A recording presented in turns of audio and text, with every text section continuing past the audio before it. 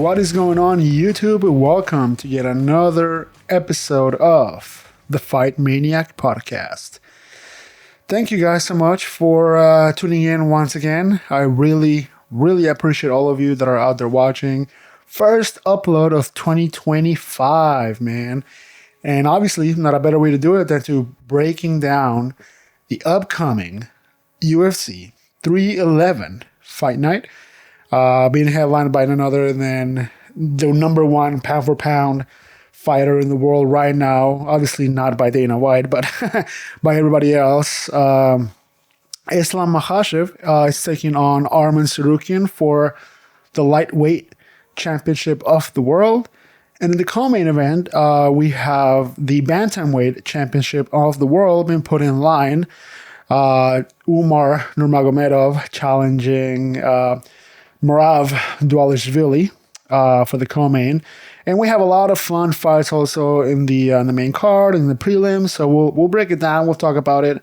But I just want to start off by saying that if you want to support your boy, all you gotta do is hit that like button, hit that subscribe button, and leave me a comment. Let me know how you guys are feeling today. Beautiful day.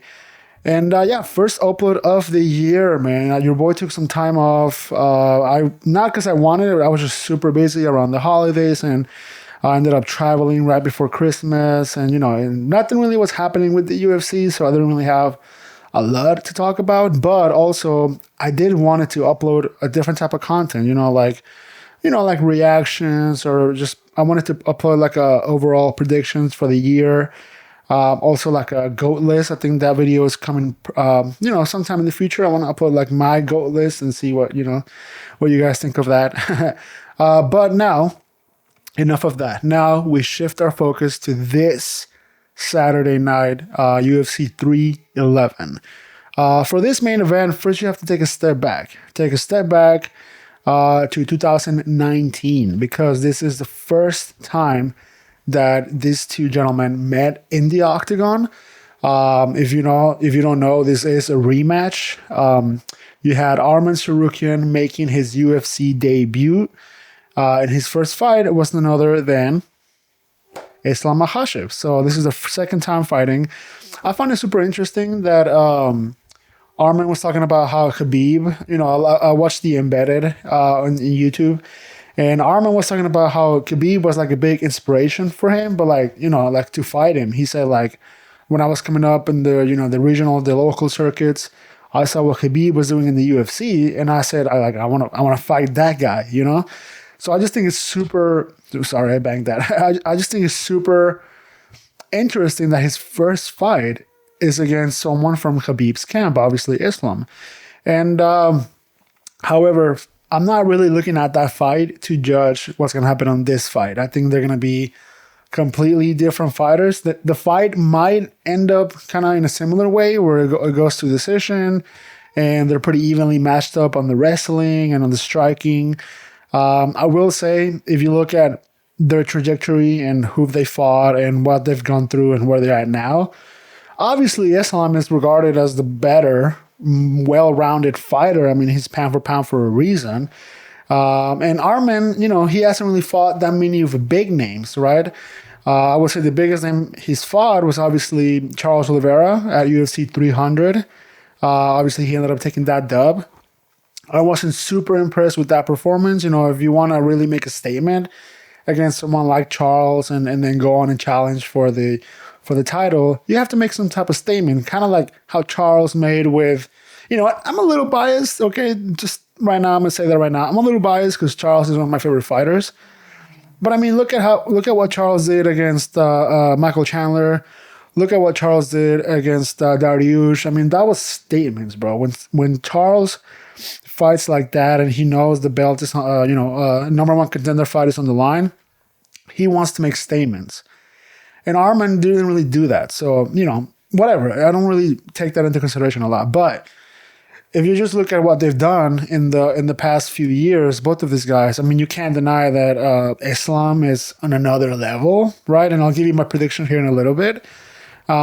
Both equally matched up on the ground, at least back in that fight, that's what they were. Right now, I don't know. Right now, I think I give the advantage in the ground to Islam. I think Islam is just a whole nother beast. If you look at his last fight against Poirier, he did look a little odd on the striking. Poirier did his thing for sure. He's not an easy guy to put away. But Islam, he made him look human. Poirier, make Islam look human. He didn't really submit him in the first round like we thought he was gonna do. Didn't really take him down at will like we thought he was gonna do. But he ended up getting an amazing takedown. He did like a super weird leg pull, kind of like where he yoinked the leg, and that brought Poirier to the ground. So Islam's got technique, bro. Islam's got tricks. A lot of people just think like, oh, this guy is just meat and potatoes kind of guys. He plays it safe. But I mean, I don't know, standing and banging with Dustin Poirier and then pulling off a takedown like that, I don't know. That's not really meat and potatoes. That's, showing some true skill. So I hope we see that from these two guys. My main thing is I don't really want this fight to kind of just go 5 rounds of grappling and nothing really happening. That's my worst fear when two guys like this meet, which is always a possibility. You always have two high level, high fighting IQ guys meeting in the octagon. They're not going to take as many risks. I think that's why that's what he has to do. If Armin wants to get that belt, he's not going to get it by winning a decision against Islam. I think he has to make a statement. He has to either submit him or knock him out. And obviously, easier said than done. But he's got a chance. Armin's got great striking. Now, this is where on the striking, call me crazy, but I kind of give Armin a slight advantage just because we've seen a little bit more output from him. The Charles Oliveira fight, he did really good. He had that axe kick that I thought was phenomenal. It didn't really land as clean. Kind of hit him in the forearm right here. But if that lands, who knows? It could be night-night for Charles, So Armin mixes it up. Also, just looking at the embedded and all the videos that I've seen from him recently, he's super athletic. Super athletic. And I don't think Islam has a problem with cardio. But, usually for example, like against Dustin Poirier and against Volkanovski, the first fight, those fights went a little bit longer. The Volkanovski one was obviously a decision. Islam, in the 5th round, he didn't look as hot as the first round or second round. He definitely slowed down a lot. Hopefully he learns from those mistakes and kind of, chooses his moments to explode, because that's what I think you have to do in a situation like that. Is if you explode 3 rounds in a row, the last 2 rounds are going to be gassed. So pick and choose your moments. It might be better, but that's what we saw from Islam. Now from Armin, I don't know. I mean, I don't think he's ever had a 5-round fight, so it's going to be interesting to see if he has the cardio. But for what I see on videos and on vlogs and on the embeddeds, the guy's a tank, bro. The guy is a fucking tank. I mean, he's shredded. He's absolutely shredded. I mean, it almost looks like, you know what? I'm never even going to say anything. It just looks like I'm just not going to say anything. All right. But he's shredded. He's super athletic. You also saw the video of him. He was doing front flips and back flips like 10, 20 in a row, just keeping going. Like, the guy's athletic, okay? He's got cardio. Does he have 5-round cardio? I don't know. But for now, I'm going to give that advantage slightly to Islam, just because we've never seen Armin in that situation, all right? We've never seen what's going to happen. So if this fight does go the distance, I will give the advantage to Islam Makhachev 100%. But Armin, I think, has a chance early on. And that's the theme. That's the theme when a contender is going against a dominant champ. It's always like, the champ has those, 5-round experiences. He's going to beat you in the 5th round. You have to take your advantages and you have to take your chances early on to have a chance at doing anything. Not saying that he couldn't win by decision, but I think it's better for his odds if he does something early on, if he stuns him or something and, the momentum changes. I think that might be crucial for Armin. So I'll stop yapping for this one, but my official prediction for this fight is going to be Islam Makhachev by decision. Yeah, I don't think Armin will get submitted. I think he's such a hard guy to put away. But I think Islam can definitely, do some work, like 3 rounds out of the 5 and win by a decision, 3 versus 2 and pull it off. I mean, yeah, just kind of do enough. Just kind of, mix it up with the takedowns, mix it up with the striking. And I think he's got it in the bag as long as he doesn't get submitted or knocked out. I think he's got it in the bag. If Islam has to do what Islam has always done, right? Mix it up, just entertain the striking a little bit, but each round get at least 1 or 2 takedowns. Even if you don't submit the guy, line some jabs, line some kicks, some leg kicks, attack the body, and then 1 minute left, boom, go for the takedown and end the round on top. I think that's what a lot of times looks better for judges and for the audience whenever someone ends the round on top. So my official prediction is Islam. I will say though, and then I'll move on, I'll say this. Arman has something about him right now, okay? And I've only seen this once before recently, and that was Ilia Topuria versus Alexander Volkanovski, okay? Leading up to that fight, I mean, Ilia was sweating confidence, bro. He had some sort of aura about him. And I don't know, this just kind of reminds me a lot of Arman. I think they remind me a lot of each other. I don't know why. I don't know why, but seeing the videos and the vlogs, Arman is putting out a lot of that same fucking energy and vibes, bro. Just straight confidence. He's going against a guy that's been dominant for a long time, same like Alex Volkanovski was versus Ilia. And he just had that confidence about him and that aura. It's hard to explain. It's hard to pinpoint and what it is. But they just remind me a lot of each other. So who knows? We can see something magical, and we can see a contender that has the odds stacked against him dethrone a super dominant champ like Islam. And if that happens, boy, I mean, that's great for the sport and that's great for the viewers. And I'll be here to break it down, obviously. But just if you want to go just straight meat and potatoes and make a safe prediction, the safe prediction is Islam by decision for sure. Or maybe a submission, maybe like a 3rd, 4th round submission. Maybe Arman gasses out because he doesn't have that experience. And maybe Islam learned from his mistakes and he doesn't get tired in the last 2 rounds and does something. That could happen. So either way, I'm excited for this fight, man. I'm super excited. In the co-main event, we have none other than Merab Dvalishvili, who snatched the belt last year at the biggest event of with the most eyeballs on the sport, snatched the belt from Sean O'Malley. And now he is taking on Umar Nurmagomedov, who is actually Khabib's cousin. A lot of time people want to call Islam like Khabib's brother, but I don't think they're related. I think they're just friends. But Umar is actually Khabib's relative, cousin. So that's interesting. Obviously, also coming from that camp and obviously having trained with those guys all his life. So he's a killer. But the main thing here is if you look at the records, okay? And I said this before. I said this when Merab fought O'Malley. I mean, if you look at Merab's record, I don't know how you can ever bet against him. The guy has the most impressive record right now in the bantamweight division for sure. Bigger than Sean O'Malley for sure. And if you look at the people that he's beat, I mean, Sean O'Malley, disposed, former champ, current champ at the time. Henry Cejudo, disposed, former champ. Peter Yan, disposed, former champ. Jose Aldo, disposed, former champ. Marlon Moraes, and the list goes on and on. If you just look at his last 4 fights, all UFC gold. All UFC gold. Obviously, 3 of those fights were not for gold, but they were against former champs.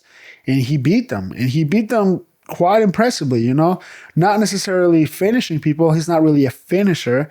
He did KO Marlon Moraes, but he's just... I don't know. I hope this is not offensive, but the best way to explain how Merab fights is he's just a dog, bro. He's just a dog with the bone. You saw it against O'Malley. I mean, he didn't give O'Malley an inch, bro. An inch. The whole fight, just pressure, pressure, pressure. Not letting O'Malley get into his groove. Not letting O'Malley find his game plan. and just didn't really play O'Malley's game. O'Malley's game is he kind of lures you in. He fakes a lot. He lures you in, and then he's an amazing counter striker. Merab didn't let him do that. He just got on his face, make it a dirty fight, and he ended up getting the dub. So if he's able to will that work against O'Malley? I mean, against Umar? I don't know, because now let's look at Umar. Umar, phenomenal striker. I mean, his kicks are insane as well. So I think on the striking, I definitely give Umar the advantage. But again, O'Malley had the advantage in the striking as well. So in a way, they're similarly kind of related, right? Versus like the only thing here is that Umar also has the wrestling that O'Malley didn't have. So Umar, in a way, is a tougher opponent for Merab this time around than O'Malley, for sure. Because O'Malley only relied on one set of skills, and that's striking, right? Where Umar, he has the striking, maybe not as good as O'Malley's, but I would say better than Merab's. I think his striking is a little better than Merab. And then comparing to O'Malley, Umar has the fucking wrestling and the grappling, bro, which is that O'Malley didn't have. So Merab had a definite advantage against O'Malley. I always see this in this way, and I've said this before. The way you kind of see who has the better odds of winning, not make like a prediction, crazy prediction, but the way you see who has better odds of winning is to look at who has more tools to win, right? So Merab had way more tools to win than O'Malley, because not only he has decent striking, but he also has grappling and jiu-jitsu and wrestling, right? O'Malley only had the striking, so that's more tools. So in my opinion, if O'Malley were to fight Umar, that's also an interesting fight because, again, Umar has more tools than O'Malley. I mean, it's really the same conversation that we've always had: is striker versus grappler, or striker versus wrestler, jiu-jitsu. Only in this case, we're getting to a point in the UFC. I mean, it's been like this for a while, but we're getting to a point in the UFC where now we're seeing these guys that are just well-rounded on everything. And that's what this fight is. Also the main event as well. But that's what this fight is. There's two guys that are good at striking. One's better than the other. Umar's better. But they both have phenomenal wrestling and phenomenal grappling. And if it goes to the floor, I mean, at the floor, I gotta say, I also give Umar the advantage in some of the jiu-jitsu, So, we've seen it one time. We've seen it again and again and again. Also, not really a finisher, right, Umar? But if you just look at the record or the fighting style of Khabib and Islam, the guys know how to finish fights with submissions. They know. Even though they're not jiu-jitsu technicians, their sambo is amazing and their pressure is amazing, that they know. I mean, they're 100% capable of finishing a fight with a submission, with a naked choke, with an armbar. That's their specialty. That's their bread and butter. That's where they want to get you. So if Merab finds himself in a situation where he's defending a choke or an armbar, it might be night-night, bro. It might be lights out for Merab in that situation. And I think I'm going to go a little bit on a limb here, and I'm going to say that my official prediction for this fight is definitely going to be Umar. Again, just looking at the tool sets. And I want to say Umar... I want to say by submission, bro. I don't know. I'm just going out on a limb here. I don't want to play it safe like the main event. The main event is like so hard to bet on. It's whatever. So I predicted that by decision. But this one, I want to go a little more crazy and make a little bit more money. And I want to say that Umar is going to win by submission. Yeah, by submission. I don't know what round. Probably like a third or fourth round, I want to say, like mid-fight. But I think it's going to be Umar by decision. What Merab has to do is kind of do what he did with O'Malley, Even though you have the striking disadvantage, make it a dirty fight. Get in his face. Do not let him implement his game plan. And that's ultimately what gave him the win against O'Malley. Will that work against Umar? Who knows? I guess we'll see. And I'll be here to break it down after the fight, obviously. But... yeah, my official prediction is Umar Nurmagomedov. So those are my two predictions right now. I have Islam by decision and Umar by submission. So let's go. Next, we have a fantastic fight. We have Jiri Prohaska, the former light heavyweight champion, versus Jamal Hill, also the former light heavyweight champion of the world. So you can 100% treat this like a number one contender fight, even though we already saw Alex Pereira beat these two guys. You know, you're at this point in this division where it's kind of like when Kamaru Usman was dominating his division, you know. He defeated Colby multiple times. He defeated Jorge Masvidal multiple times. And then Jorge and Colby fought. And you're like, well, is this really a number one contender fight? Because, I mean, they already lost against the champ, right? So, like, is it? Is it not? It is. It is. And I think what the UFC is kind of hoping is that Jamal Hill wins this fight. Because, again, he's the one... This is so fucked up, but he's the one that's lost to Alex the least. So that's why. But I like Jiri, though. I like Jiri for this. You know, Jamal Hill, man, he fell off hard, okay?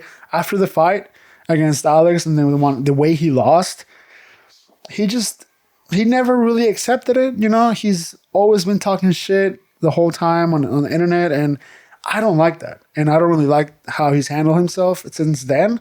I was a fan of Jamal. And I gotta say, now I'm not. And I know that doesn't matter. And I know he doesn't care. And he'll never see this. So who cares? But I just don't think he's also that good. I don't think he's that great of a fighter. I mean, his boxing is decent. That's it. That's really it. He's not as well-rounded as Jiri, I would say. Jiri has fantastic striking. He mixes it up with elbows, with knees, with a bunch of shit. And we've seen that he has also grappling and wrestling. I mean, look at what he did against Glover Teixeira. I mean, the guy went toe-to-toe on the floor, on the mat with Glover. And that's not easy. Glover is a fucking jiu-jitsu master. You know, some of the best. So, again, going back to the tool set, who has more tools to win? I give this one to Jiri. 100% I give this one to Jiri Prohaska. But it is in a weird position where he already lost to Alex twice. So what is he going to do? Will we get a trilogy? Even though both fights were a KO and it was pretty early on the fight. So you can say that it was kind of like an easy fight for Alex. Will we get a trilogy? I don't know. It's hard to see. It's really hard because, again, Alex has been already kind of cleaning out that division.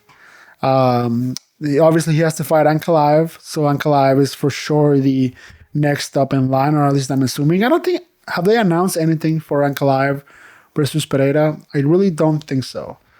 Let me see. We know that's next, though. 100% we know that's next. So... you can kind of see this fight as the next after that, I guess. But then in the mix, you also have Blachowicz, who's fighting in a few months. He's fighting Ulberg in March. So if he wins that fight, maybe he throws himself in the mix as well. I mean, he was a former champ. He was a former champ of that division, so he can definitely still have a little bit of a comeback and do that. If Jamal Hills KOs Jiri in a spectacular fashion earlier in the fight, yes, I think they give him next after Ankalaev. Of course, Ankalaev is next, but after Ankalaev, then it would be Jamal Hill, especially because, you know, there is something there. Okay, I don't want to say Jamal Hill is right, but there is something there where he got thrown off a group. Okay, he was in a group, he got thrown off of it. Alex came quick. And it was over. I'm not saying the win didn't count. It was 100% a win. And it's protect yourself at all times. It's what they always say. Protect yourself at all times. But you wonder what would have happened. Okay, you wonder what would have happened if they kept going a few more rounds. And, you know, you wonder. Even though I'm also a huge fan of Alex and I'm slightly biased that I think he will defeat anybody from that division. So, you know, at the same time, I would like to see them one more time just to shut Jamal Hill up. Okay, I really want to see Alex KO him in the first round, clean, no excuse whatsoever, just clean KO power going down night.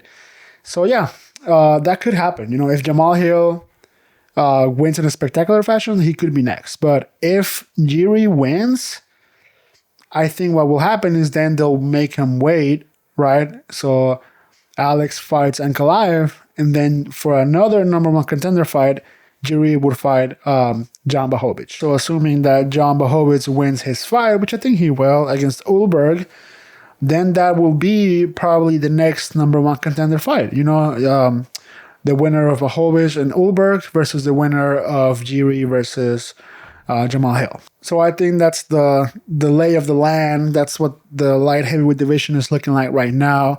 That's what's going to happen in the next probably year or so. But then, you know, there's also to throw more shit into the mix, there's also the question on if Alex beats Ankalaev, he can move up because he already beat everybody, you know? He already beat Blachowicz, Hill, Prohaska, fucking Roundtree.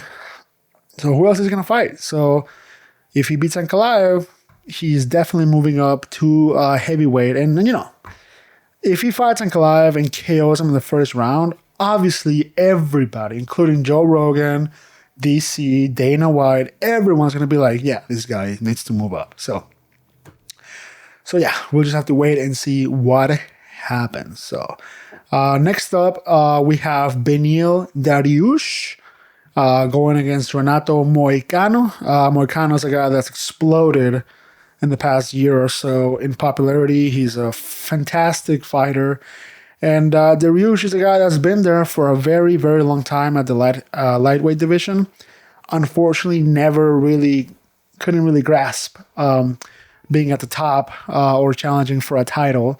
Even though a lot of people regard him as a fantastic jiu-jitsu guy and that potentially he could, you know, really do some damage against some of these grappling guys like Islam. And I mean, we all saw what happened against Charles. That was kind of his chance that he had to, you know, if he beats Charles, he's there for the title. So that was really his last chance to go for some gold. It was against Charles. So this is redemption for him, man. He's fighting an up-and-comer guy, Hungry Lion, and Renato Moicano, who's coming up in the rankings, who's probably, if he wins this, now he's going to put himself in a phenomenal situation to be potentially, you know, fighting for a number one contender fight or for a title fight next. So I'm excited for that. You know, this one, I mean, I don't want to be disrespectful to Dariush, but this one might be easy prediction for me. I have Renato Moicano all day. If you just look at, you know, some of the fights he's had recently, you know, he's a finisher, dude. He's got a TKO against Saint Denis. He has a TKO against Jalen Turner, submission against Brad Riddell. He won against Drew Dober. And then submission. I mean, this guy is a finisher. He's a phenomenal fighter.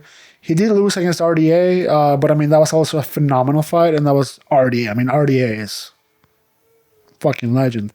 So I'm not mad about this fight at all, man. I'm not mad about this fight at all.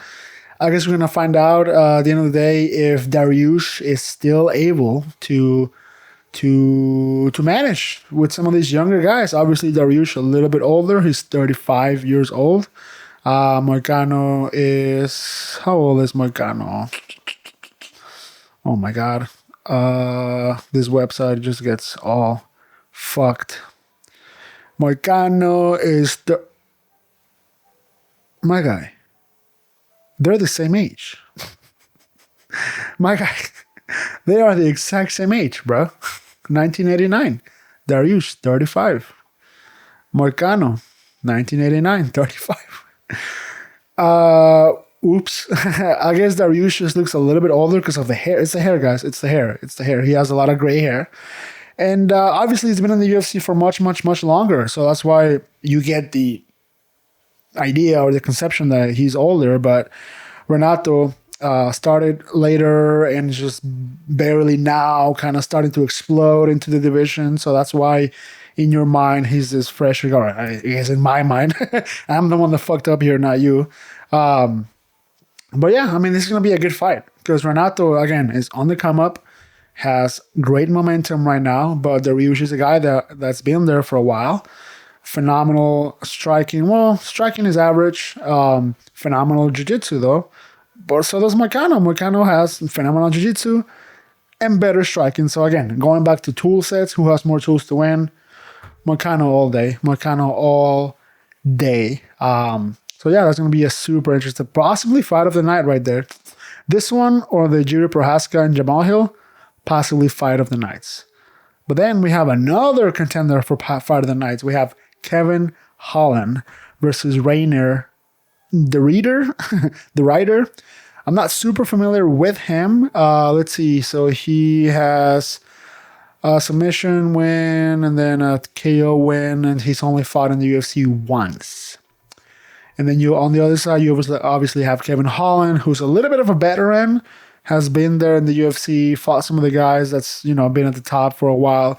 Another guy that just never really couldn't grasp being at the top. He's always just been a sort of a midfield type of fighter. And if you look at his record in the past 4 fights, he's lost 3 out of his past 4. So, coming off of a KO against Dolidze, lost against MVP, lost against JDM. So his last kind of impressive win, he won against Alex Suchik, but that one was okay. It was probably Michael Chiesa. Michael Chiesa a little bit on the older side. Stephen Thompson, he lost against Thompson. He lost against Shimaev. I guess Ponzinibbio is kind of his last impressive win, but again, also not that impressive because Ponzinibbio is also a little bit on the older side. He's 38. Wow. So yeah, it's been a little bit of a roller coaster for Kevin Holland, but he's super entertaining to watch. He is a phenomenal fighter, and he's just a guy that, unfortunately, kind of going back to like the Stephen Thompson fight, like you agree to go on a pure striking fight with a fucking karate master. I don't know, black belt in karate. I don't know what he is, but you agree to do that against that guy. Like, that's not the smartest decision. It's kind of like the Michael Chandler thing that like you rather look good and look entertaining rather than get wins. You know what I mean? And it is what it is. He's massive and he's popular. Kevin Holland is a big name in the UFC, but again, just never quite really grasped the top. Super active though. He's been super, super active. He fought UFC 307, 302, 299. Think about it. Ever since UFC 300, this is going to be his 3rd fight. There's guys that have only fought once since UFC 300. So, super active, 299, 291. So, yeah, super active guy. Shout out to him for providing us with the grace, amazing fights. And, he is a dog. Think about it. He took that fight last minute against fucking Khamzat Chimaev. That's not easy, bro. Mind you, he got submitted in the first round, but it is what it is. I don't know. This fight is a little weird for me to call. I think I'm going to just go with Kevin Holland just because he's more experienced guy. This guy, the other guy, Rainer, he only has 1 fight in the UFC. So, yeah, it's going to be tough. Tough to see. So, we have Talbot versus Barcelos. That's also going to be a good fight. That's the fight. So, I think for this one, I'm going to get Talbot a chance. I think Talbot's going to get this dub. Just the younger guy. He's more on the come up. He is, let's see. So Barcelos is 37. And Talbot is 26. So yeah, almost a 10-year gap difference. That's pretty wild. So other than that, we don't have a whole lot more in the prelims, guys. So let's see, Ricky Turcios. Yeah, that's kind of the most interesting fights of the night. Obviously, next week on Monday, we'll be here to break down the fights and tell you exactly what happened exactly and break it down. So, as always, don't forget to hit that bell so you can also be on that podcast and not miss it. But yeah, thank you guys again for tuning in. This is going to be it for right now. And as always, I'll catch you guys on the next one. Peace.